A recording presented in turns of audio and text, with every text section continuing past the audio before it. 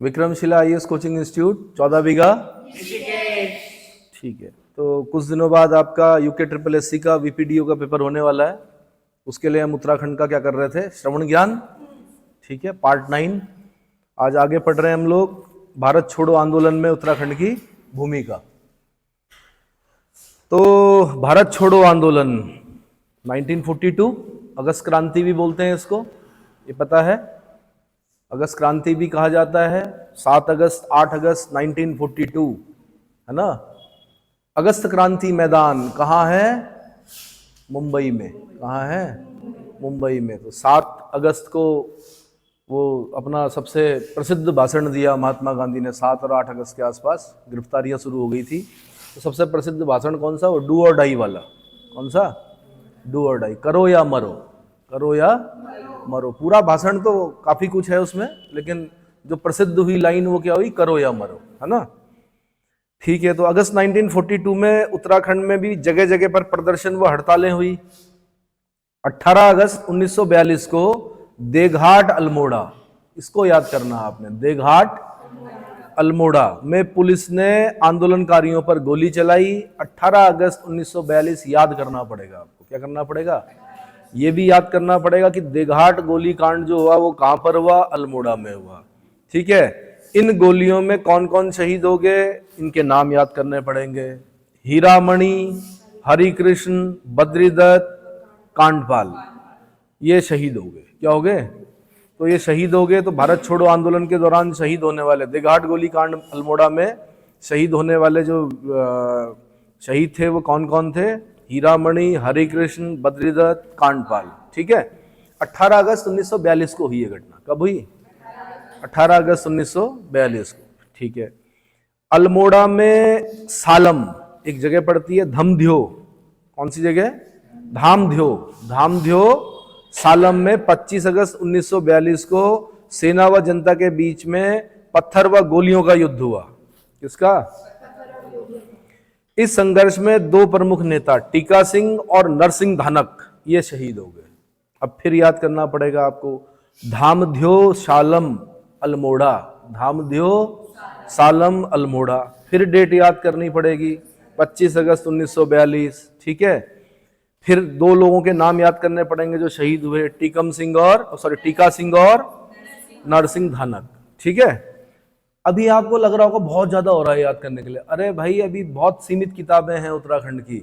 40 number अगर आपको किसी पेपर में मिल रही है, इन 1 2 3 किताबें पढ़ के, 2 किताबें पढ़ के भी, वैसे तो 1 किताब भी काफी हो जाती है अगर ढंग से पढ़ी जाए, पर 2 किताबें 3 किताबें अगर आपको पढ़ के 40 नंबर आ रहे हैं तो बहुत क्या है, अभी आसान है। आने वाले समय में और ज्यादा क्या होना है, किताबें लिखी जानी है, और ज्यादा क्या होना है, सिलेबस बढ़ना है। तो याद कर लीजिए। तो धामध्यो सालम 25 अगस्त 1942, टीका सिंह और नरसिंह धानक शहीद हो गए। ठीक है, सालम की भांति सल्ट क्षेत्र में भी 5 सितंबर 1942। अब फिर दोबारा सबसे ज्यादा, मतलब इन तीनों में जो ज्यादा बार प्रश्न पूछा गया है, सल्ट वाली घटना पूछी गई। कौन सी पूछी गई, सल्ट। सल्ट में डेट भी पूछी गई, ये घटना कब हुई। खुमाड़ बोलते हैं इस जगह को, जो पर्टिकुलर जगह का नाम था वो क्या था, खुमाड़। ठीक है, तो खुमाड़ नामक स्थान पर 5 सितंबर 1942 को एक घटना हुई, जो कि सल्ट कांग्रेस का मुख्यालय था। ब्रिटिश सेना ने जनता पर गोलियां चलाई और गंगाराम तथा खीमादेव नामक 2 सगे भाई क्या हो गए, शहीद हो गए। गोलियों से बुरी तरह घायल चूड़ामणि और बहादुर सिंह कुछ दिन बाद शहीद हो गए। क्या हो गए, कुछ दिन बाद शहीद हो गए। तो स्वाधीनता आंदोलन में सल्ट की भूमिका के लिए इसे महात्मा गांधी ने कुमाऊं का बारदौली, क्या कहा, कुमाऊं का बारदौली। भाई, बारदौली सत्याग्रह जो हुआ था, वैसे वो कब हुआ था, 1928 में हुआ था। कहां पे हुआ था, गुजरात में हुआ था। ठीक है, उसके जो बड़े नेता थे वो कौन थे, सरदार वल्लभ भाई पटेल। वहां से भी क्वेश्चन आता कि सरदार की उपाधि किसने दी, तो बारदौली की महिलाओं ने दी, पहले ऐसा आंसर होता था। फिर बारदौली की महिलाओं के कहने पर किसने, महात्मा गांधी ने, है ना, महात्मा गांधी ने दी। इस तरह के क्वेश्चन बनते हैं। अब बारदौली से यहाँ पे उपमा अलंकार का प्रयोग किया जा रहा है। बोल रहे हैं कि कुमाऊं का जो बारदौली है वो कौन सी जगह है, कौन सी है, सल्ट खुमाड़। इतना समझ में आया। ठीक है, 5 सितंबर को वहां पर शहीद स्मृति दिवस मनाया जाता है आज भी खुमाड़ में। क्या मनाया जाता है? अब देखो कैसे कैसे क्वेश्चन पूछे। एक तो पूछा भाई सल्ट क्षेत्र कहाँ पड़ता है, तो सल्ट क्षेत्र कहाँ पड़ा आपका? अल्मोड़ा में। सल्ट क्षेत्र में पर्टिकुलर जगह का नाम जहां पर वो घटना हुई थी, जहां पर गोलियां चलाई गई थी, आंसर खुमाड़। आंसर खुमाड़। फिर पूछेगा या तो सल्ट के नाम से पूछेगा या खुमाड़ के नाम से पूछेगा कि सल्ट की घटना या खुमाड़ की जो गोलीकांड हुआ वो कब हुआ। तो आपको डेट याद करनी पड़ेगी, 5 सितंबर 1942। 5 सितंबर 1942। 5 सितंबर को कुछ और भी होता है, टीचर्स डे होता है। जो राष्ट्रीय शिक्षक दिवस होता है वो कब होता है? तो आसान है याद करना कि भारत छोड़ो आंदोलन के दौरान टीचर्स डे के दिन, हालांकि उस समय टीचर्स डे नहीं मनाया जाता था, टीचर्स डे बाद में मनाया जाना शुरू हुआ जो राष्ट्रीय टीचर्स डे है, क्योंकि सर्वपल्ली राधाकृष्णन जी के जन्मदिन पर क्या मनाते हैं? टीचर्स डे मनाते हैं। ठीक है, तो 5 सितंबर 1942। अब फिर शहीदों के नाम पूछे एक बार, कौन कौन शहीद हुए? तो गंगाराम, खीमादेव, चूड़ामणि, बहादुर सिंह, ये 4 नाम याद करने पड़ेंगे आपको। तो अगर इतना याद करके आपको 1 नंबर मिल रहा है तो मेरे ख्याल से सौदा बुरा नहीं है क्या?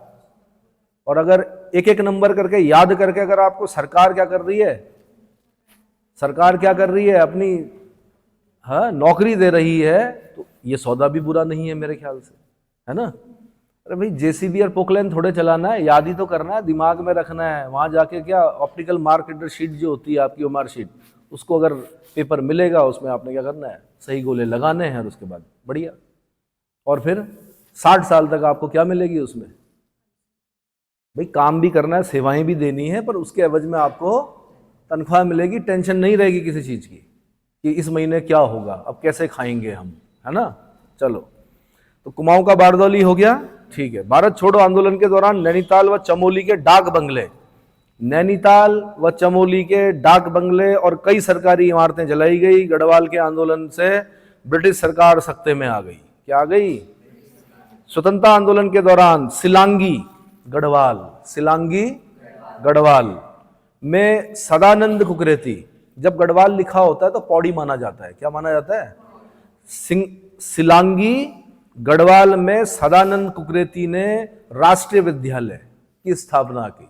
फिर पूछेगा क्वेश्चन, सिलांगी गढ़वाल में राष्ट्रीय विद्यालय की स्थापना किसने की स्वतंत्रता आंदोलन के दौरान? आंसर सदानंद कुकरेती जी ने की। ठीक है, देवकीनंदन पांडे और भागीरथ पांडे ने ताड़ी खेत में प्रेम विद्यालय की स्थापना की। फिर पूछेगा प्रेम विद्यालय की स्थापना ताड़ी खेत में किसने की, कब? स्वतंत्रता आंदोलन के दौरान। तब आपने आंसर देना है देवकीनंदन पांडे और भागीरथ पांडे। ठीक है, चलो जी, अब महिलाओं की क्या भूमिका रही, तो ये PCS mains point of view से भी भाई, अगर आपने इतना जो अब मैं बताने जा रहा हूं अगर आपने उसको याद कर लिया तो आपके उत्तराखंड पीसीएस में भी काम आता है कि उत्तराखंड के स्वतंत्रता संग्राम में महिलाओं की क्या भूमिका थी।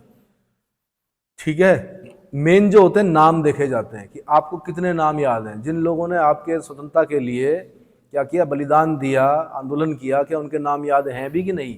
ठीक है, तो स्वतंत्रता आंदोलन के दौरान उत्तराखंड की महिलाएं भी सक्रिय रूप से जुड़ी हुई थी। इस दौरान कुंती वर्मा, बड़ा प्रसिद्ध नाम, कौन? कुंती वर्मा, पद्मा जोशी, कुंता देवी रावत, दुर्गावती पंत, भागीरथी देवी वर्मा, तुलसी देवी रावत, भिवेड़ी देवी, भक्ति देवी, भागुली देवी, जानकी देवी, मंगला देवी, रेवती देवी। मंगला देवी और रेवती देवी का नाम भी बड़ा इंपॉर्टेंट है। देखो इतने सारे नाम नहीं लिखे जाते मेंस में, कुछ खास खास नाम लिखे जाते हैं। कुंती वर्मा का नाम लिखना है आपने, पद्मा जोशी जी का नाम लिखना है, फिर मंगला देवी, रेवती देवी, शकुंतला देवी, ये खास खास जो नाम है ना, जिन्होंने उस समय क्या किया, बड़ी घटनाओं को अंजाम दिया, उनके नाम याद रखने आपने। शकुंतला देवी आदि महिलाएं विशेष रूप से सक्रिय रही। ठीक है, तो यहाँ की मातृशक्ति पहले से ही क्या है, हर आंदोलन में बढ़ चढ़कर भाग लिया उन्होंने, चाहे वो स्वतंत्रता आंदोलन हो, चाहे वो राज्य निर्माण का आंदोलन हो। बल्कि राज्य निर्माण आंदोलन में बहुत बड़ी भूमिका जो रही है वो किसकी रही है, मातृशक्ति की रही है यहाँ की। ठीक है, चलो जी, नमक सत्याग्रह के दौरान नैनीताल में बिमला, जानकी, भागीरथी, शकुंतला, सावित्री और पद्मा जोशी आदि महिलाएं विशेष रूप से सक्रिय रही। नमक सत्याग्रह किसमें? नमक सत्याग्रह से संबंधित उत्तराखंड की महिलाएं कौन कौन थी? तो नैनीताल में बिमला, जानकी, भागीरथी, देवी देवी लगाते रहे आप, शकुंतला देवी, सावित्री देवी, पद्मा जोशी, ठीक है, आदि महिलाएं क्या है विशेष रूप से सक्रिय रही। नमक सत्याग्रह के समय ही अल्मोड़ा के नगर पालिका भवन पर, बड़ा इंपॉर्टेंट घटना, नगर पालिका भवन अल्मोड़ा में बिस्नी देवी शाह के नेतृत्व में कुंती वर्मा, जीवंती, मंगला और रेवती आदि महिलाओं ने तिरंगा फहराया। क्या किया? आदि महिलाओं ने तिरंगा फहराया। बिस्नी देवी शाह, बड़ा इंपॉर्टेंट नाम, उत्तराखंड स्वतंत्रता आंदोलन के दौरान उत्तराखंड से जेल जाने वाली प्रथम महिला कौन थी? आंदोलनकारी कौन थी? आंसर, या स्वतंत्रता संग्राम सेनानी कौन थी? बिस्नी देवी शाह, ठीक है। तो अब मैंने कहा था आपको कुंती वर्मा इंपॉर्टेंट नाम है, तो बिस्नी देवी शाह के साथ कौन कौन है? कुंती वर्मा, जीवंती, मंगला, रेवती, ये नाम याद करने हैं आप। इन्होंने अल्मोड़ा नगर पालिका पर क्या कर दिया? भवन पर, सरकारी इमारत पर तिरंगा फहरा दिया, यूनियन जैक उतार दिया। यूनियन जैक किसको? ब्रिटेन के झंडे को यूनियन जैक कहा जाता है, ठीक है, ठीक है जी। स्वतंत्रता आंदोलन में महिलाओं के बढ़ते योगदान को दबाने के लिए फरवरी 1932 में राज्य की 8 महिलाओं को फतेहगढ़ जेल, कहां? फतेहगढ़ जेल, और पद्मा जोशी को लखनऊ जेल में भेजा गया और कुंती वर्मा को जिंदा या मुर्दा पकड़ने का आदेश जारी किया गया। इसलिए बोल रहा था मैं, कुंती वर्मा जी का नाम इंपॉर्टेंट है। अगर किसी को जिंदा या मुर्दा पकड़ने का आदेश जारी कर दिया ब्रिटिश सरकार ने, तो इसका मतलब कि इन्होंने क्या कर दिया था? ब्रिटिश सरकार को नाकों चने चबवा दिए थे, है ना। और उत्तराखंड की मातृशक्ति के सामने क्या करेंगे ये लोग, है ना। इतने बड़े बड़े भारे लाने वाले लकड़ी के, घास के, उनके सामने क्या है पुलिस? कुछ भी नहीं, है ना, ठीक है जी। तो भारत छोड़ो आंदोलन के दौरान मालती देवी के नेतृत्व में देश सेवक संगठन, अब यहां से फिर इंपॉर्टेंट हो जाता है, देश सेवक संगठन से संबंधित उत्तराखंड की स्वतंत्रता संग्राम सेनानी का नाम क्या था? आंसर, मालती देवी के नेतृत्व में, मालती देवी, ठीक है, मालती देवी के नेतृत्व में देश सेवक संगठन से संबद्ध विद्या देवी, कुंती देवी, सरस्वती, भागीरथी आदि महिलाओं ने रेल संपत्ति को काफी क्षति पहुंचाई। क्या किया? रेल संपत्ति को काफी क्षति पहुंचाई, जिसके लिए इन महिलाओं को 15-15 वर्ष की सजा सुनाई गई। क्या सुनाई गई? 15-15 वर्ष की सजा सुनाई गई। इतना समझ में आ गया, ठीक है जी। 1941 में गांधी जी ने अपनी विदेशी शिष्या सरला बहन, कौन? और इनका पूर्व नाम क्या था सरला बहन का? कई बार मिस कैथरीन हाइलमन, ठीक है, मिस कैथरीन हाइलमन को ही सरला बहन के नाम से जाना जाता है। तो 1941 में गांधी जी ने अपनी विदेशी शिष्या सरला बहन, जो कि इंग्लैंड की मूल निवासी थी, ठीक है, इंग्लैंड मूल की थी, को अल्मोड़ा भेजा। कहाँ भेजा? तो अल्मोड़ा में फिर उन्होंने कौसानी में लक्ष्मी आश्रम की स्थापना की। तो क्वेश्चन पूछेगा आपसे, कौसानी में लक्ष्मी आश्रम की स्थापना किसने की? आंसर, सरला बहन ऑब्लिक मिस कैथरीन हाइलमन, ठीक है। चलो जी, इस आश्रम ने कताई बुनाई के साथ साथ महिलाओं को स्वतंत्रता आंदोलन के लिए भी तैयार करने का कार्य किया। दोनों कार्य किए गए, कताई बुनाई भी चलती रही, साथ में स्वतंत्रता आंदोलन के लिए उनकी भूमिका, है ना, बढ़ाने का प्रयास किया गया। पिथौरागढ़ की तुलसी देवी ने सरला बहन की प्रेरणा से कताई बुनाई केंद्र व ऊन गृह उद्योग समिति के माध्यम से निराश्रित महिलाओं को आत्मनिर्भर बनाने का कार्य किया। वह कहती थी कि रो नहीं आगे बढ़ो। क्या करो? रो नहीं आगे बढ़ो, ठीक है। पिथौरागढ़ की तुलसी देवी, रो नहीं आगे बढ़ो। ये क्वेश्चन जरूर पूछता मैं अगर मुझे पेपर बनाने के लिए दिया जाता कि स्वतंत्रता आंदोलन के दौरान यह कथन कि रो नहीं आगे बढ़ो महिलाओं को किसने कहा? आंसर, पिथौरागढ़ की तुलसी देवी ने, ठीक है। ऊन गृह उद्योग समिति को हाईलाइट करना आपने। आगे, लक्ष्मी आश्रम से जुड़ी 2 सगी बहनें कमला और बसंती ने सर्वोदय के प्रचार प्रसार में अहम भूमिका निभाई थी। सर्वोदय के प्रचार प्रसार में अहम भूमिका निभाई थी। अब आपसे फिर मैं क्वेश्चन पूछ रहा हूं कि सर्वोदय आंदोलन से संबंधित व्यक्ति कौन थे? किसका था सर्वोदय आंदोलन? जैसे कल मैंने आपसे पूछा था कि भूदान आंदोलन, तो मैंने बोला था विनोबा भावे। तो अब आपने मुझे बताना कि सर्वोदय आंदोलन अपने दिव्यास्त्र निकालें और ढूंढें दिव्यास्त्र मतलब मोबाइल, है ना। तो कमला और बसंती ने सर्वोदय के प्रचार प्रसार में अहम भूमिका निभाई, है ना। तो वही नाम आ रहा है, हाँ जी, सर्वोदय और भूदान विनोबा भावे, ठीक है, इसीलिए पूछा मैंने आपसे। चलो, गांधी जी की एक और विदेशी शिष्या थी मीरा बहन। कौन थी? मीरा बहन। ऋषिकेश, पता ही है आप लोग, ऋषिकेश के ही हो, प्राचीन नाम तो पता है ना ऋषिकेश का, कुब्जा अमरक। क्यों बोलते हैं कुब्जा अमरक? आम के बागीचे हुआ करते थे किसी जमाने में, क्या होते थे? आम के पेड़ हुआ करते थे यहाँ, आमरक, कुब्जा अमरक, ठीक है, अभी भी है, आम बाग है छोटा सा, सुना होगा आपने, ठीक है। और किसकी भूमि है ऋषिकेश? किसकी तपस्थली है? रब्य ऋषि की तपस्थली है। किसकी? It is said that when Raibhya Rishi did hard penance, God appeared by the name of Rishikesh, है ना। ऋषिकेश, हर्षिकेश, पहले अलग से लिखा जाता था, हा के नीचे री लगाई जाती थी, हर्षिकेश। हर्षिकेश नहीं बोलते, बोलते ऋषिकेश ही हैं, लेकिन हम लोग बचपन में हॉ को क्या पढ़ते थे? हर्षिकेश पढ़ते थे, ठीक है, बट ऋषिकेश ही बोलते हैं उसको। तो ऋषिकेश में पशु लोक की स्थापना की। मीरा नगर है आपके ऋषिकेश में? मीरा नगर है ना, मीरा नगर मीरा बहन के नाम पर है। किसके नाम पर है? और जो पशु लोक है, पशु लोक की स्थापना जो की थी मीरा बहन ने की थी। किसने की थी? और वैसे बेन बोलते हैं, बहन, क्या बेन बहन को ही बोलते हैं? है? अच्छा, गुजराती में बेन ना, ठीक है।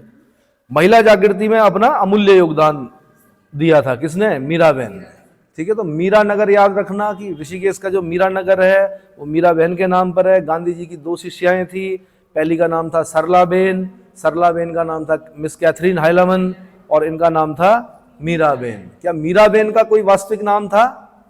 बचपन में उनके मम्मी पापा ने कोई नाम रखा था? ढूंढिए, ठीक है। अब है पत्र पत्रिकाओं का योगदान, स्वतंत्रता आंदोलन में पत्र पत्रिकाओं का योगदान। तो हाँ जी, Madeleine Slave, Slade, Madeleine Slade. तो मीरा बहन का जो बचपन का नाम था वो क्या था? ये किताबों में जल्दी से नहीं मिलता मेरे ख्याल से, करके तैयार करके रख दीजिए, मैं जरूर क्वेश्चन पूछता यहाँ से अगर मैं पेपर बनाता तो। क्या करता? हाँ, प्रश्न पूछता। पत्र पत्रिकाओं का योगदान स्वतंत्रता आंदोलन में। स्वतंत्रता आंदोलन के दौरान उत्तराखंड से निकलने वाली पत्र पत्रिकाओं ने जन जागरूकता फैलाने और आंदोलन को व्यापक बनाने में महत्वपूर्ण भूमिका निभाई, ये पता ही है। पत्र पत्रिकाओं का बहुत बड़ा योगदान होता है। अल्मोड़ा के डिबेटिंग क्लब, अल्मोड़ा के डिबेटिंग क्लब, ठीक है, अल्मोड़ा के डिबेटिंग क्लब द्वारा बुद्धि बल्लभ पंत के संपादकत्व में, संपादक तो कौन थे? बुद्धि बल्लभ पंत ने 1871 में अल्मोड़ा अखबार, अल्मोड़ा अखबार, इतना काफी नहीं होता है, साथ में साप्ताहिक, क्या? साप्ताहिक का प्रकाशन शुरू किया। साप्ताहिक इसलिए बोल रहा हूं कि साप्ताहिक वो होता है जो सप्ताह में एक दिन निकलता है, एक बार निकलता है। एक होता पाक्षिक, 15 दिन में एक बार निकलता है। एक होता मासिक पत्रिका, मंथ में एक बार निकलती है। एक होता दैनिक, जो कि रोज निकलता है। हर पत्र की प्रवृत्ति भी पता होनी चाहिए आपको कि जो अल्मोड़ा अखबार निकाला गया था 1871 में, वो क्या था? साप्ताहिक था भाई। क्या था? साप्ताहिक था, ठीक है, आपको पता ही है। अच्छा, मैं पूछूं, अगर अल्मोड़ा में डिबेटिंग क्लब की स्थापना कब हुई थी? 1870 में हुई थी। कब हुई थी? अगले साल ये अखबार निकलना शुरू हुआ। 1871 से अल्मोड़ा अखबार निकलना शुरू हुआ। संपादक कौन थे? बुद्धि बल्लभ पंत, है ना। संपादक किन्हें बनाया गया? जिनमें बुद्धि थी, बुद्धि बल्लभ पंत, है ना। नाम याद करने के लिए बता रहा हूं। और यह साप्ताहिक पत्र था। इस अखबार ने राज्य में चल रहे जन आंदोलन तथा स्वतंत्रता आंदोलन को एक नई दिशा दी। 1918 के होली के अंक में संपादक बद्रीदत्त पांडे ने गजल के माध्यम से तात्कालीन कमिश्नर पर प्रहार किया, जिससे पेपर पर जुर्माना लगा दिया गया और पेपर बंद हो गया। अल्मोड़ा अखबार क्या हो गया? बंद हो गया, ठीक है।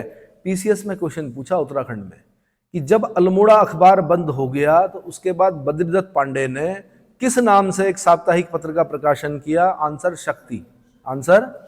और ये सितंबर 2018 में हुआ ये काम। देखो होली पड़ती है मार्च में, 1918। थोड़ा कहीं पर अगर मेरे मुंह से गलत निकले तो बता दिया करो, ठीक है।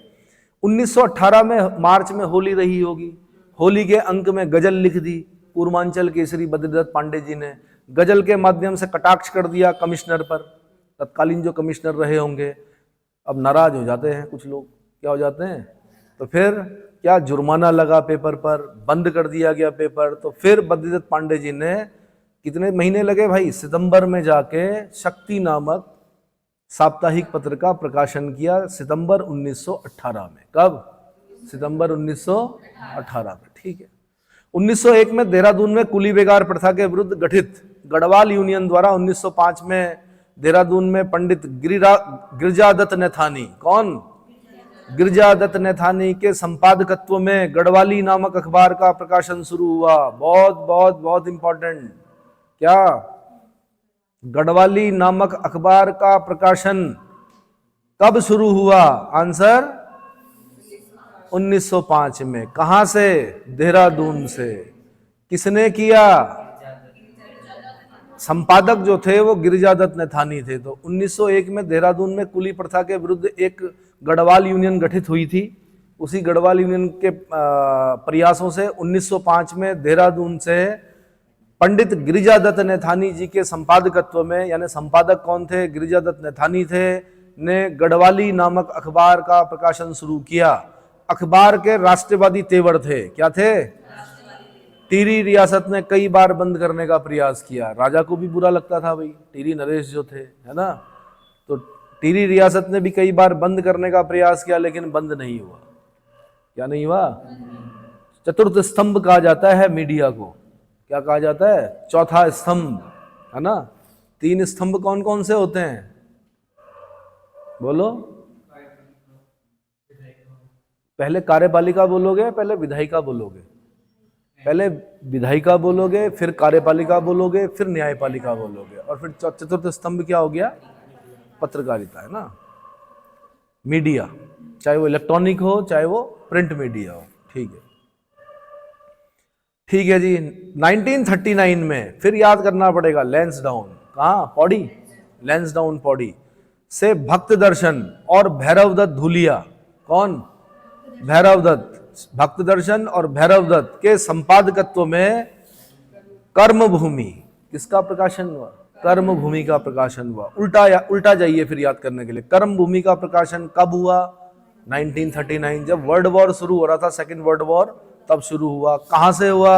लैंसडाउन से हुआ। संपादक कौन थे? भक्त दर्शन और भैरवदत्त, ठीक है, भैरवदत्त धूलिया, भक्त दर्शन और भैरवदत्त धूलिया। 1941 में देहरादून से प्रकाशित होने वाली मासिक पत्रिका युगवाणी ने भी स्वतंत्रता आंदोलन को गति प्रदान की। फिर दोबारा युगवाणी का प्रकाशन कब हुआ? 1941, क्या? 1941। कहां से? देहरादून से। इस तरह से याद करना, आपने नोट्स बनाने हैं। नोट्स बनाने का समय तो गया वैसे, बट याद करना है, बार बार रिवाइज करना है, ठीक है। फिर वही आजाद हिंद फौज का योगदान, किसका? आजाद हिंद फौज का। आजाद हिंद फौज के कुल सैनिकों में से लगभग 12%, लगभग 2500 सैनिक अकेले उत्तराखंड से थे। कहां से? उत्तराखंड से थे। कहां से थे? हाँ, सिपहिया नृत्य होता है यहाँ आज भी। क्या होता है? एक नृत्य होता है जो प्रेरित करता है युवाओं को कहां जाने के लिए? सेना में जाने के लिए प्रेरित करता है, ठीक है। ठीक है जी। 12% याद रखना आपने, लगभग 2500 सैनिक, ठीक है, अकेले उत्तराखंड के थे। बुद्धि शरण रावत नेताजी के निजी सहायक थे। कौन? बुद्धि शरण रावत जी नेताजी के निजी सहायक थे। पितृ शरण रतूड़ी कर्नल के पद पर थे। किस पद पर थे? कर्नल पितृ शरण रतूड़ी। सूबेदार लेफ्टिनेंट चंद्र सिंह नेगी, ये अब यहां से क्वेश्चन बना था आपके आरओ में। क्या बना था? मेरे ख्याल से यही बना था, चंद्र सिंह नेगी बना था। अरे भाई, आरओ में कोई ऐसा क्वेश्चन आया था आपके अभी हाल ही में कि कौन आजाद हिंद फौज से संबंधित थे? तो चंद्र सिंह नेगी जी थे, क्योंकि ये सिंगापुर में क्या थे? Officer training school, officer training school के कमांडर थे। क्या थे? हाँ जी, चंद्र सिंह नेगी जी। जैसे आज ओटीए होता है, ऑफिसर ट्रेनिंग एकेडमी, 2 जगह पे है, एक चेन्नई में, गया में है, एक चेन्नई में है और एक गया में है, शॉर्ट सर्विस कमीशन ओटीए, है ना। ठीक है, एक थे मेजर देव सिंह दानू। कौन? मेजर देव सिंह दानू। ये नेताजी की अंगरक्षक बटालियन, गढ़वाल बटालियन थी। नेताजी की भी जो अंगरक्षक बटालियन थी वो कौन सी थी? गढ़वाल बटालियन। उसके कमांडर थे कौन? देव सिंह दानू जी। कौन थे? एक और थे ज्ञान सिंह बिस्ट और महेंद्र सिंह। ये दोनों क्या हो गए थे? युद्ध में शहीद हो गए थे। समझ में आ गया? कितने नाम पढ़े आपने? आजाद हिंद फौज में कितने नाम याद करने हैं? एक आपने बुद्धि शरण रावत जी का नाम याद करना है, ये तो निजी सहायक हैं। कौन? वो भी नेताजी के, सुभाष चंद्र बोस जी के, है ना। दूसरे नाम याद करने, कर्नल पितृ शरण रतूड़ी जी का नाम याद करना है। तीसरा आपने चंद्र सिंह नेगी, जो कि ऑफिसर ट्रेनिंग स्कूल के कमांडर थे सिंगापुर में, है ना। चौथा नाम याद रखना आपने मेजर देव सिंह दानू, जो कि अंगरक्षक बटालियन के क्या थे? हेड थे, कमांडर थे। फिर जो 2 लोग शहीद हुए थे, ज्ञान सिंह बिष्ट जी और महेंद्र सिंह जी। इतना समझ में आ गया? ठीक है।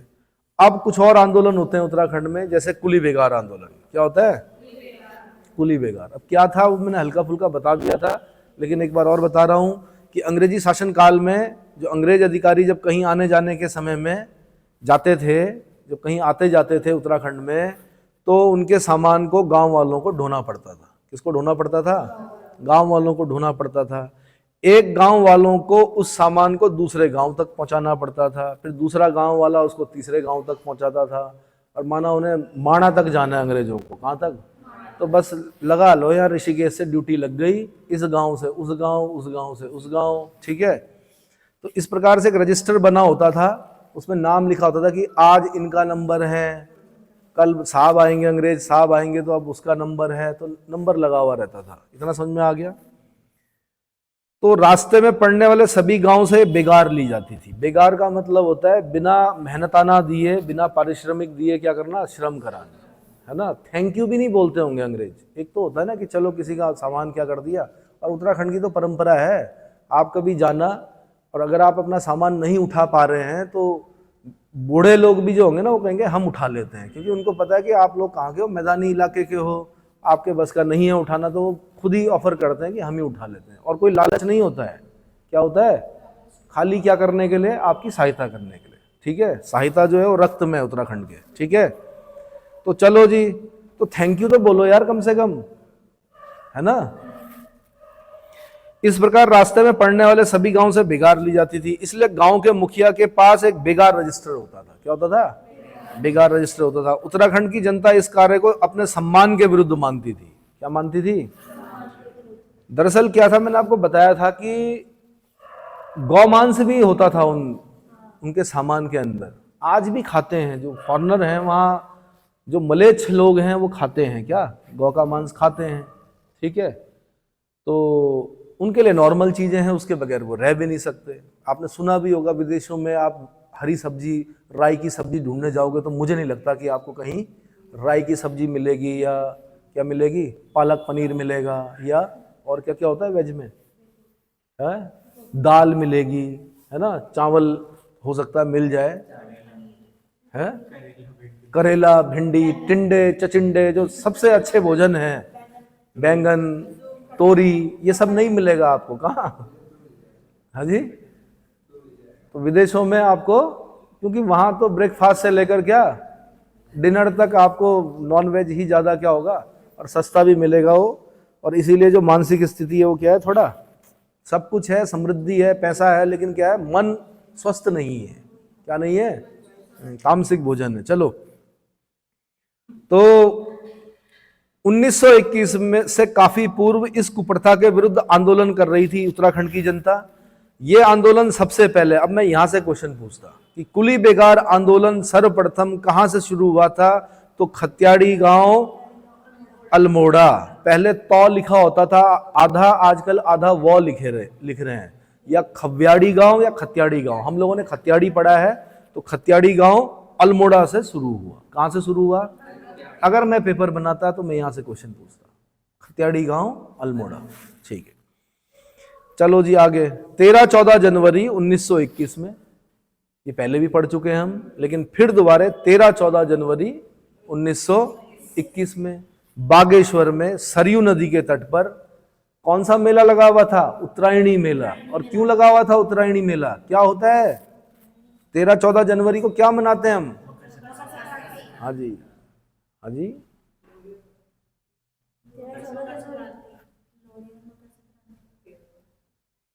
पक्का? ठीक है। तो उस अवसर पर उत्तराखंड में क्या मनाया जा रहा था? उत्तरायणी मेला मनाया जा रहा था। उत्तरायणी का मतलब क्या होता है?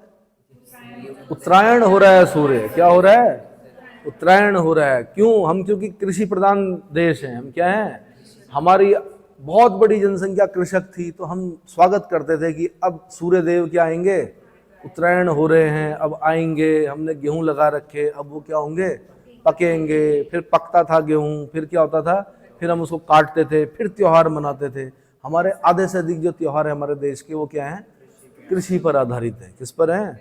जब जब हमारे किसानों को समय मिला तब तब हमने क्या किया? त्योहार मनाया। ठीक है। और अभी तो लोग रोज ही त्योहार मना रहे हैं, है ना। चलो, तो खतियाड़ी गांव अल्मोड़ा में शुरू हुआ 13-14 जनवरी 1921 में। मैंने बताया बागेश्वर में सरयू के किनारे उत्तरायणी मेले के अवसर पर। फिर 3 नाम याद रखने भैया: बद्रीदत्त पांडे, हरगोविंद पंत, चिरंजी लाल। इनके नेतृत्व में 40,000 आंदोलनकारियों ने बेगार न देने की कसम खाई। क्या? बेगार न देने का संकल्प लिया या कसम खाई, और बेगार रजिस्टरों को सरयू नदी में बहा दिया गया। इस प्रकार ये कुप्रथा क्या हो गई? अंत हो गया इस कुप्रथा का। इतना समझ में आ गया? ठीक है।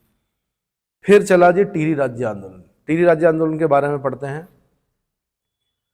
प्रजातंत्रात्मक शासन की मांग को लेकर। किसको? प्रजातंत्र, लोकतंत्र एक ही चीज होती है, डेमोक्रेसी बोलते हैं। अब्राहम लिंकन ने सबसे अच्छी डेफिनेशन दी है: government by the people, of the people and for the people. ठीक है, लोगों के द्वारा, लोगों की और लोगों के लिए जो सरकार होती है उसको क्या बोलते हैं हम? लोकतंत्र, डेमोक्रेसी बोलते हैं। क्या बोलते हैं? और आपको पता होना चाहिए कि हमारे देश में 3D है। क्या है? देखो, बचपन में हमें जनसंख्या विस्फोट पढ़ाया गया, ठीक है, बहुत सारी चीजें पढ़ाई गई। तो उससे क्या हुआ कि हमारे दिमाग में एक छवि थी कि जनसंख्या बहुत ज्यादा होना सिर्फ नुकसान ही नुकसान होता है। लेकिन फिर एक प्रधानमंत्री आए, उन्होंने बताया हमारे पास 3D है। नंबर 1 सबसे बड़ी डेमोक्रेसी है हम। Number 2 demography. क्या? डेमोग्राफी जो है वो सबसे ज्यादा युवाओं वाला देश जो भारत है, वहां पर पहली बार, पहले हमें शर्मिंदगी होती थी, फिर पहली बार हम क्या हुआ कि थोड़ा सा फक्र महसूस हुआ कि सबसे ज्यादा युवा कहाँ हैं? हमारे देश में। बस ये कुशल हो जाएं, क्या हो जाएं? स्किल्ड अगर हो जाएं, तो भारत के बराबर कोई दूसरा देश नहीं है। क्या? जितनी पावर, यूथ पावर जितनी भारत के पास है उतनी किसी अन्य देश के पास नहीं है। थोड़ा समस्या ये हो रही कि संसाधनों की कमी के कारण क्या नहीं है, अभी स्किल्ड नहीं है सारे बच्चे। इसीलिए ग्रुप सी और ये सरकारी नौकरियों की क्या हो रही है? तैयारी चल रही है। अगर आप स्किल्ड हो गए तो आप सरकारी नौकरियों की तरफ नहीं झांकेंगे, है ना। तो जी डेमोग्राफी बताया कि 3D में क्या क्या है, तो डेमोक्रेसी है, डेमोग्राफी है और डिमांड है। वास्तव में जब हमने सूक्ष्म दृष्टि से अवलोकन किया तो पता चला यार वास्तव में डिमांड तो हम ही है। क्या है भाई? ये जितने भी विकसित देश हैं ये प्रोडक्शन करेंगे, बेचेंगे कहाँ? इनके देश में तो सैचुरेशन की स्टेज आ गई है, संतृप्त अवस्था आ गई है। सबने खरीद के, मतलब सब सेटल हैं, सबके पास है ना। सबके पास अगर घर में 4 लोग हैं, 4 कारें हैं, अब 5वीं क्यों लेगा कोई बेवकूफ? लेगा क्या? लेते हैं कुछ लोग, ठीक है। अब कहाँ बेचेंगे वो गाड़ियां कहाँ बिकेंगी? वो यहाँ बिकेंगी, क्योंकि डिमांड कहाँ है? यहाँ। और डिमांड क्या है? अर्थव्यवस्था में एक रूल है कि मांग का इंतजार मत करो, मांग पैदा करो। क्या करो? तो मांग पैदा की जाती है। कैसे की जाती है? दिखा दिखा कर। आपको क्या करके? दिखा दिखा कर, एडवर्टाइजमेंट करके। साथ में आपका जो यहाँ बॉलीवुड है कि हॉलीवुड है? बॉलीवुड। हाँ, तो बॉलीवुड के माध्यम से, मतलब क्या, कोई भी हीरो क्या है, स्कूटर में चलते हुए नहीं दिखाई दे रहा है। किस में दिखाई? साइकिल में चलते हुए नहीं दिखाई दे रहा है ना। जेमिनी प्रोडक्शन की वो पिक्चर है जो गरीबी दिखाती, वो नहीं दिखा रही हैं। सब क्या दिखा रहे हैं? अमीर। ठीक है, तो फिर अंदर से एक भाव आ रहा है कि हाथ में अगर मोबाइल हो तो क्या हो? एप्पल ही बोलते हैं, ये कुछ और बोलते हैं, आईफोन बोलते हैं एप्पल, है ना। गाड़ी हो तो मर्सिडीज से नीचे अच्छा, रोल्स रॉयल्स लेंगे, ठीक है, ठीक है, वो बिल्कुल बिल्कुल, महत्वाकांक्षी बनो, बढ़िया, ठीक है। एक टाइम वो भी था जब मारुति 800 आई थी, तो यहाँ के लोगों ने यही कहा था कि गाड़ी हो तो ये हो, है ना, क्योंकि एम्बेसडर चलती थी, कहा था क्या गजब की टेक्नोलॉजी है मारुति 800। चलो जी, टिहरी राज्य आंदोलन। तो प्रजातांत्रिक शासन की मांग को लेकर टिहरी रियासत में 20वीं शताब्दी के तीसरे दशक में जन आंदोलन होने लगे। भाई क्या होने लगे, क्यों होने लगे, कुछ लोग शिक्षित हो गए, क्या हो गए, और जब शिक्षा का प्रसार होता है तो बुद्धि का क्या होता है, प्रसार होता है, बुद्धि का भी, बुद्धि भी क्या होती है, विकसित होती है। बुद्धि विकसित हो गई तो समझ में आ गया कि भैया क्यों है। तो 1939 में श्रीदेव सुमन, कौन, 25 मई और 25 जुलाई, है 25 मई और 25 जुलाई, टिहरी जौलगांव टिहरी जन्म हुआ था। तो ये दो डेट याद रखनी है, जौलगांव टिहरी याद रखना है श्रीदेव सुमन का, ठीक है।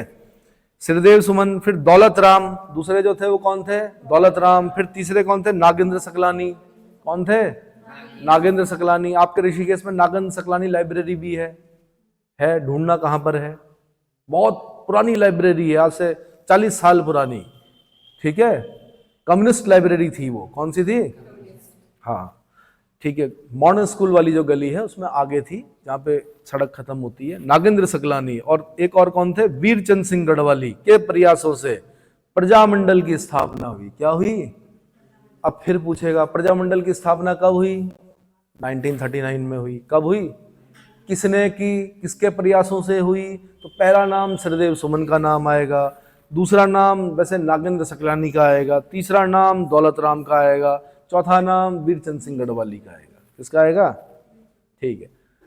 इससे क्या हुआ, जन जागृति में वृद्धि हुई और आंदोलन का विस्तार हुआ। श्रीदेव सुमन जन आंदोलन का नेतृत्व करने लगे और सुमन के गिरफ्तार करके जेल में डाल दिया गया। मई 1944 में वे अनिश्चितकालीन भूख हड़ताल पर बैठ गए। मई 1944 में वो अनिश्चितकालीन भूख हड़ताल पर बैठ गए। 25 जुलाई 1944 को 84 दिन की भूख हड़ताल के बाद उनकी मृत्यु हो गई। क्या हो गई, उनकी मृत्यु हो गई। इतना समझ में आ गया। जब भगत सिंह, सुखदेव, राजगुरु ये लोग भी जेल में थे तो इन्होंने भी खराब खाने की शिकायत की थी और बहुत सारा इन्होंने भी भूख हड़ताल की थी, है ना। तो वहां पर भी एक शहीद हुए, एक व्यक्ति क्या हुए, भूख हड़ताल में उनकी क्या हो गई थी, मृत्यु हो गई थी, शहीद हो गए थे वो जेल के अंदर ही। उनका नाम बताना है आपने मुझे, कौन थे।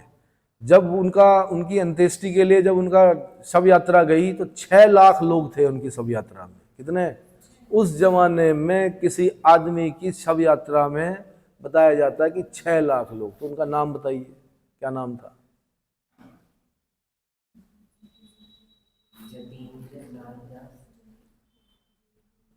जतेंद्र नाथ। सुभाष चंद्र बोस जी ने भी कंधा दिया था उन्हें, समझ में आया। इसको बोलते हैं जिद, देश के लिए क्या जिद कर दी तो कर दी, मर गए लेकिन क्या, खाना नहीं खाया। अंग्रेजों ने पता नहीं क्या क्या मुंह खोल के, पानी नहीं दिया उन्हें, पानी की जगह दूध रखा गया, नहीं पिया उन लोगों ने। पानी तो पीते हैं भूख हड़ताल में, ठीक है, लेकिन अन्य चीजों को ग्रहण नहीं करते, ठीक है। तो कितने दिन की भूख हड़ताल के बाद मृत्यु हुई थी उनकी, बताइए। तो उत्तराखंड के कौन थे, श्रीदेव सुमन। मुझे लगता है कि सबसे ज्यादा यही रहे भाई 84 दिन की भूख हड़ताल में, है ना। 84 दिन की भूख हड़ताल में यही रहे। नवरात्रों में व्रत लेना 9 दिन के, उसमें तो खाना भी खाते हैं रात को। 9 दिन के व्रत में ही पता चल जाएगा आपको कि एक व्यक्ति ऐसा था इस उत्तराखंड में जिन्होंने 84 दिन तक कुछ नहीं खाया, राजशाही के विरुद्ध क्या किया, आवाज बुलंद की। षड्यंत्र के तहत मारा गया ना। चलो कितने दिन, जतेंद्र नाथ कितने दिन, 64वें दिन उनकी मृत्यु हो गई थी। कितने, 64वें दिन। देखिए जो भूख हड़ताल के दौरान मृत्यु होती है ना, 2-3 क्वेश्चन बनते हैं। एक आपके श्रीदेव सुमन से बनते हैं, एक आपके वो जो हमारे क्रांतिकारी थे उनसे बनते हैं, जतेंद्र नाथ का नाम आता है, और एक और बनते हैं, एक और आता है नाम कि जब आंध्र प्रदेश राज्य की मांग हो रही थी तो पोट्टी श्री रामुलु क्या हुआ, भूख हड़ताल पर बैठे। उन्होंने कहा भाषाई आधार पर मुझे क्या चाहिए, नया राज्य चाहिए। ठीक है, तो पोट्टी श्री रामुलु की मृत्यु हो गई थी। क्या हो गई थी? तो आनन फानन में जेल नेहरू को घोषणा करनी पड़ी आंध्र प्रदेश राज्य की भाषाई आधार पर। किस आधार पर? इसलिए वहां पर क्वेश्चन बनता है कि भाषाई आधार पर गठित होने वाला पहला राज्य कौन है? आंसर आंध्र प्रदेश। और आंध्र प्रदेश राज्य का गठन कब हुआ था वो डेट पूछता है आपसे। घोषणा जो हुई थी वो कब हुई थी? ठीक है, नहीं भाई, हमेशा गलत आंसर देना है, फिर बोलते हो। कौन सा नेट यूज करते हो?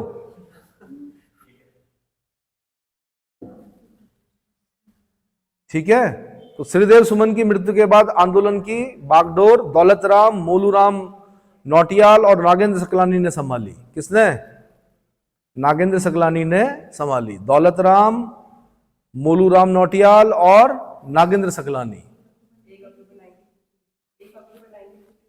1 अक्टूबर 1953, 1 अक्टूबर 1953 को आंध्र प्रदेश राज्य का गठन की घोषणा मतलब हुआ था।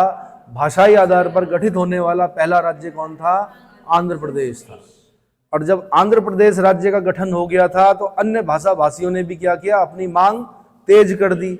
और जब तेज की तो फिर एक कमीशन बनाया गया। अब मैं उतना नहीं जा रहा हूं, अभी फिलहाल आप ढूंढ लीजिए वो कमीशन कौन सा था, उसमें 2 व्यक्ति कौन थे, क्योंकि फिर 1956 में एक एक्ट पास होता है भाषाई आधार पर राज्य पुनर्गठन अधिनियम। तो उससे पहले जो आयोग था जो 53 में गठित हुआ था, फजल अली आयोग, है ना।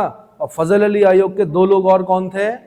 ढूंढिए, हृदयनाथ कुंजरू और दूसरे कौन थे? के.एम. पणिक्कर। फजल अली भाई फजल अली अध्यक्ष थे, 2 और कौन थे? हाँ, हृदयनाथ कुंजरू, के.एम. पणिक्कर। फिर इन्होंने अपनी रिकमेंडेशन दी, उस रिकमेंडेशन पर एक एक्ट पास हुआ जो कि 1956 में हुआ। 2 क्वेश्चन बनते हैं, भाषाई आधार पर राज्य पुनर्गठन आयोग कब गठित हुआ? तो 53 बोलना है आपने। क्या बोलना है? और भाषाई आधार पर राज्य पुनर्गठन अधिनियम, अधिनियम अगर बोलेगा तो 1956। समझ में आया? वो मैं पॉलिटी में पढ़ाऊंगा आपको अभी।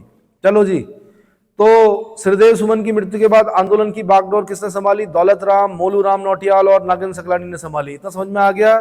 भारत के स्वतंत्र होते ही टिहरी में सकलाना में राज्य के खिलाफ विद्रोह फूट गया। सकलाना विद्रोह सुना है आपने? हाँ जी। 1948 जनवरी 1948 में कीर्तिनगर आंदोलन ने राज सत्ता हिल गई। कीर्तिनगर आंदोलन से क्या हो गई?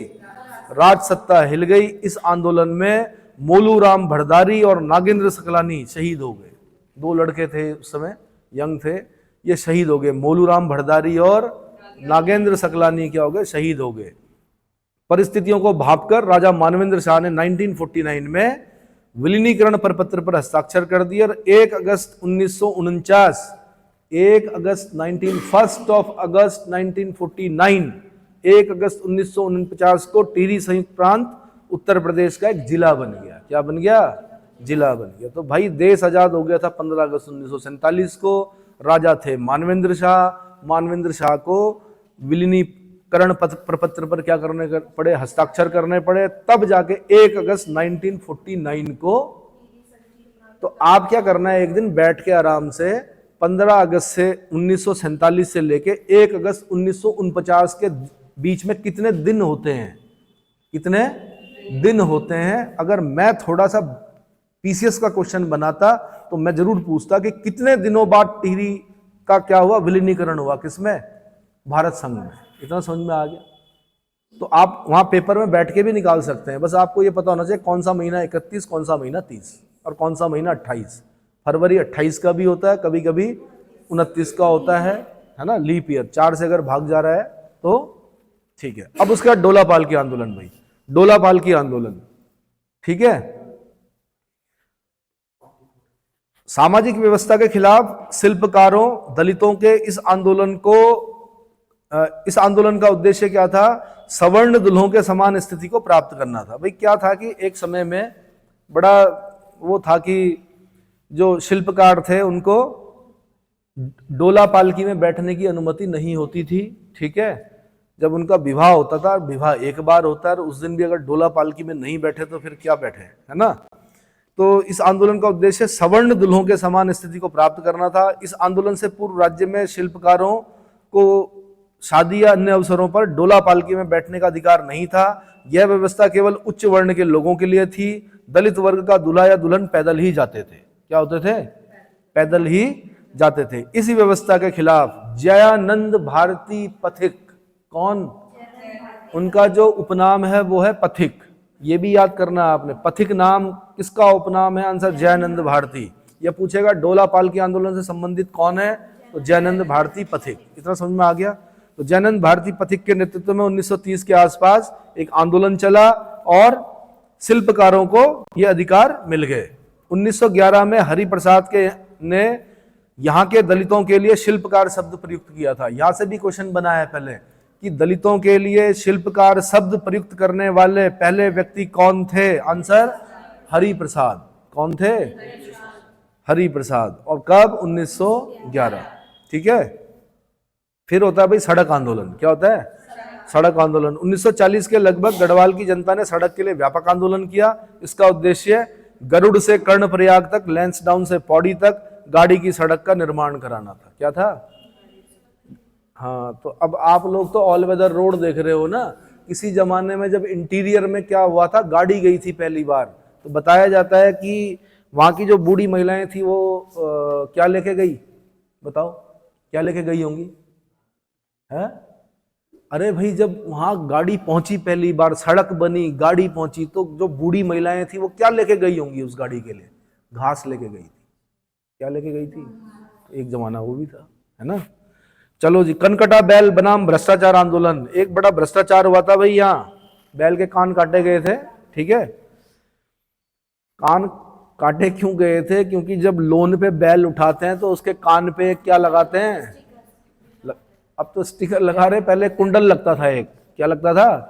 कान काट दिया, फिर लोन ले लिया उस बैल पे, फिर कान काट दिया, फिर लोन ले लिया। तो इस प्रकार के भ्रष्टाचार हुए थे। ये उस जमाने का बड़ा भ्रष्टाचार था। आज तो पता नहीं, अब मैं क्या बोलूं, यहां से मैं नहीं बोल सकता, लेकिन आज तो भ्रष्टाचार का क्या है अपने, अभी हो सकता है और क्या हो, लेकिन बताया जाता है भाई कुछ लोगों के द्वारा कि क्या है, भ्रष्टाचार व्याप्त है कि उत्तराखंड में। क्या है? तो अल्मोड़ा के बडियार रैत लमगड़ा गांव में एक बैल के दोनों कान पर फुल्ली बोलते थे उसको, जो कुंडल जैसा लगता था, लगाकर ऋण लिया गया। ठीक है जी। बाद में बैल के दोनों कान काटकर उसे 2 बार मरा घोषित करके बीमा की धनराशि क्या कर दी गई? हड़प ली गई। तो उत्तराखंड में ये इतना बड़ा भ्रष्टाचार था उस जमाने में। क्या किया गया था? कितना पैसा लिया होगा बैल पर? बीमा की कितनी राशि ली गई होगी? तो यहां इस राज्य ने कभी भ्रष्टाचार तो देखा नहीं था, तो इतना बड़ा भ्रष्टाचार था। क्या था? हाँ। तो और अब क्या है? अब तो आपने सुना भी होगा, फिर बोलना पड़ रहा है मुझे कि 35 लाख 50 लाख रेट सुने होंगे आपने, है ना। तो ज्यादा नहीं बोलूंगा मैं, आप लोग समझदार हैं। ठीक है। तो उस जमाने में बेचारे बीमा की राशि को, इस बैल को फिर दिल्ली तक घुमाया गया। क्या किया गया? दिल्ली तक घुमाया गया, बताया गया दिल्ली सरकार को, देखो यहाँ क्या हो रहा है, इतना बड़ा भ्रष्टाचार हो रहा है। उन्हें नहीं मालूम था कि आने वाले समय में और ज्यादा होगा। चलो, तो उत्तराखंड संघर्ष वाहिनी ने ऐसे भ्रष्टाचार के खिलाफ आवाज उठाई और भ्रष्टाचार के प्रतीक के रूप में उस कनकटे बैल को अल्मोड़ा, नैनीताल सहित उत्तराखंड के कई जनपदों में घुमाया। बैल को दिल्ली तक ले जाकर भ्रष्टाचार को उजागर करने का प्रयास किया गया। इस बैल ने भी ये सोचा होगा कि, है ना। चलो जी, तो थोड़ा बता देता हूं मैं, ये आपके सिलेबस में शायद नहीं लिखा हुआ है, लेकिन फिर भी कई बार क्या होता है कि कोटा खर्रा आंदोलन, स्वतंत्रता के बाद किसान संगठनों के नेतृत्व में चले इस आंदोलन का उद्देश्य राज्य के तराई क्षेत्रों में सीलिंग कानून, सीलिंग समझते हो आप? ज्यादा भूमि अगर हो गई तो सील की जाएगी। क्या की जाएगी? तो सीलिंग कानून को लागू कराकर भूमिहीनों तथा किसानों को भूमि वितरण कराना था। अरे भैया, आप एक पर्टिकुलर लिमिट होती है, क्या होती है? एक लिमिट होती है, उससे ज्यादा आप कृषि भूमि नहीं रख सकते, उससे ज्यादा भूमि नहीं रख सकते। भूमि के भी प्रकार होते हैं, बंजर है तो ज्यादा रख सकते हो, लेकिन उपजाऊ है तो एक लिमिट होगी। क्या होगी? उस लिमिट से ज्यादा अगर आपने क्या कर दिया, भूमि रख दी, तो सीलिंग कानून क्या लगेगा? तो सीलिंग कानून लगाकर भूमिहीनों तथा किसानों में भूमि वितरित कराना क्या था, कोटा खर्रा आंदोलन का उद्देश्य था। इतना समझ में आ गया? ठीक है। अच्छा, एक क्वेश्चन आता है बार बार, सीमांत किसान किसे कहते हैं? तो जिसके पास 1 हेक्टेयर से कम भूमि होती है उसको मार्जिनल फार्मर या सीमांत किसान कहते हैं। क्या कहते हैं? मार्जिनल फार्मर या सीमांत किसान। 1 हेक्टेयर से कम भूमि धारक जो किसान होता है। और उत्तराखंड की दुर्भाग्य यह है कि यहाँ के अधिकतर किसान क्या है, अगर मैदानी इलाकों को छोड़ दें, पहाड़ी इलाकों में 1 हेक्टेयर से कम ही होती है लोगों के पास भूमि। इतना समझ में आ गया? ठीक है। उसके बाद शराब विरोधी आंदोलन चला भाई। क्या चला? शराब विरोधी आंदोलन चला। पुरुषों द्वारा शराब के अत्यधिक सेवन का सर्वाधिक दुष्परिणाम महिलाओं को भुगतना पड़ता है। महिलाओं को क्या भुगतना पड़ता है? बच्चों को भी भुगतना पड़ता है। किसको? बच्चों को भी भुगतना पड़ता है। जो बूढ़े माँ बाप होते हैं उनको भी भुगतना पड़ता है। किनको? भाई बूढ़े माँ बाप अपने सामने देखते हैं अपनी संतान को क्या होते हुए, बर्बाद होते हुए। पत्नी भी अपने पति को बर्बाद होते हुए देखती है, बच्चे अपने पिता को बर्बाद होते हुए देखते हैं, है ना। पूरा घर, पूरा क्या होता है, सभी लोग बर्बाद होते हुए देखते हैं। स्वतंत्रता के बाद भी राज्य की महिला संगठनों ने नशा मुक्त उत्तराखंड के उद्देश्य को लेकर आंदोलन करना शुरू कर दिया। आंदोलन को देखते हुए उत्तर प्रदेश सरकार बीच बीच में इस क्षेत्र में शराबबंदी लागू करती रही और पुनः चालू करती रही। और शराब भी क्या, 3rd क्लास, टिंचरी बोलते थे उसको। क्या बोलते थे? कि यहाँ पे पीनी है, मतलब पीता था आदमी और थोड़ा 4 कदम चल के नीचे नाली में गिरता था, उसको बोलते हैं टिंचरी। क्योंकि उसमें स्प्रिट होती थी। क्या होती थी? स्प्रिट होती थी। ठीक है। 1984 में उत्तराखंड संघर्ष वाहिनी ने इस आंदोलन का नेतृत्व संभाला। नशा नहीं रोजगार दो, क्या? नशा नहीं रोजगार दो का नारा दिया और इस पूरे राज्य को क्या कर दिया, फैला दिया था। पूरे राज्य में फैला दिया था। आपके सामने बेस्ट एग्जाम्पल है चीन। क्या है? चीन कभी अफीम का सेवन करता था, वहां का हर एक जो युवा था वो क्या था, अफीमची था। क्या था? खत्म था वो देश। लेकिन फिर वहां पर आपको पता है कि क्या हुआ, जो मौत से तुंग आया, मौत से तुंग ने ऐसी ऐसी नीतियां चलाई कि अफीम क्या सब कुछ भूल गए। और आज आप देख रहे हैं कि चाइना क्या है, पूरे वर्ल्ड में महाशक्ति बनने की तरफ क्या हो रहा है, अग्रसर है ना। रोजगार दे दिया, स्किल्ड कर दिया युवाओं को। समझ में आ रहा है ना। मानव संसाधन का प्रयोग किया उसने। क्या किया? आप लोग मानव संसाधन हो। क्या हो? अगर आप पर खर्च किया जाएगा तो आप देश के लिए इतना, मतलब ऐसा होता है कि हम अगर कोई सरकार क्या करती है, किसी चीज पे खर्च करती है तो उसके एवज में कुछ वापस आता है ना। लेकिन सबसे ज्यादा जो ब्याज आता है वापस, वो मानव संसाधन पर खर्च करने से आता है। किस पर? Human resources. तो आप लोग क्या हो, ह्यूमन रिसोर्सेज हो। अगर आपको स्किल्ड कर दिया तो उसके बाद जो आप इस देश की सेवाएं देंगे तो उसके एवज में लगातार जो ब्याज है वो बढ़ बढ़कर आता रहेगा। ब्याज को सिर्फ पैसों के रूप में मत लो। किस रूप में लो? अरे भाई हम नंबर 1 पे आ जाएंगे पूरे विश्व में। किस में आ जाएंगे? बस मानव संसाधन पर कार्य करने की आवश्यकता है। ऐसे ही उत्तराखंड के भी मानव संसाधन पर कार्य करने की आवश्यकता है, उस पर खर्च करने की आवश्यकता है।